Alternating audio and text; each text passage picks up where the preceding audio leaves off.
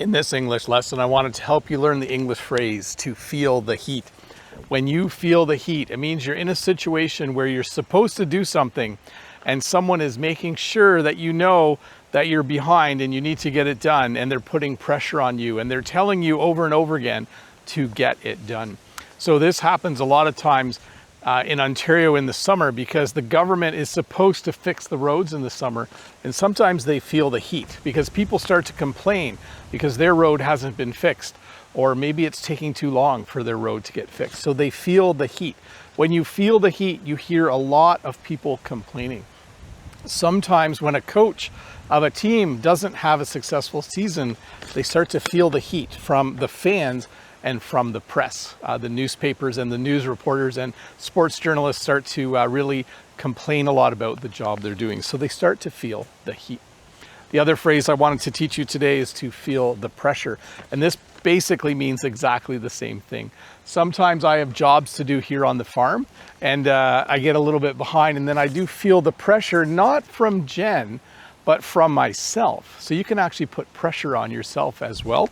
And you can also use this to describe a situation where someone's expecting you to do something. Later today, there's a World Cup game, and I'm sure the players are feeling the pressure. They're going to feel the pressure to win. The fans and their countries want them to win, so hopefully they win. So to review, to feel the heat simply means I usually feel the heat from my boss when there's a job I'm supposed to do that I'm not done. And then to feel the pressure is similar.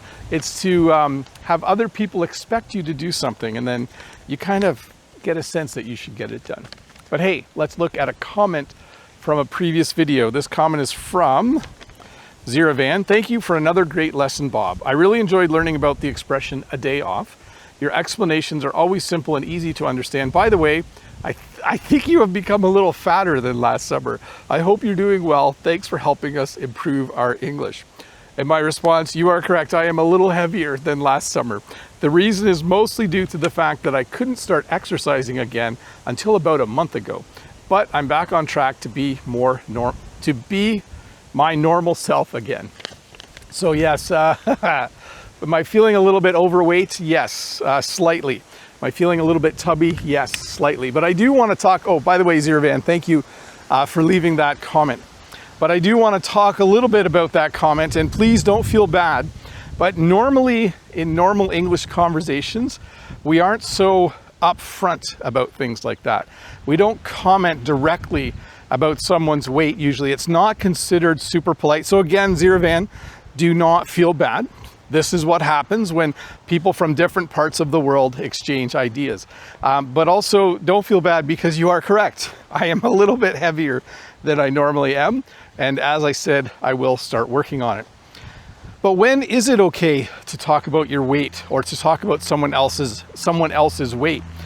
Usually between close friends, sometimes between siblings, certainly between spouses, you may be able to talk about that a little more directly. Like Jen, in a very nice way, could say to me, Bob, you're looking a little heavier than normal. Are you exercising and are you eating healthy food? And by the way, that would be a better way to say it. You're looking a little bit heavier than normal. We don't usually use the word fat. It's just not considered very polite. But hey, I'm the teacher. I'll take anything. Any comments that you give, I will gladly answer. Does that already say 4 minutes? Wow, that went fast. Well, thanks for watching this short English lesson. I'll see you next week with another one, and I'll be about a half a pound lighter. Bye.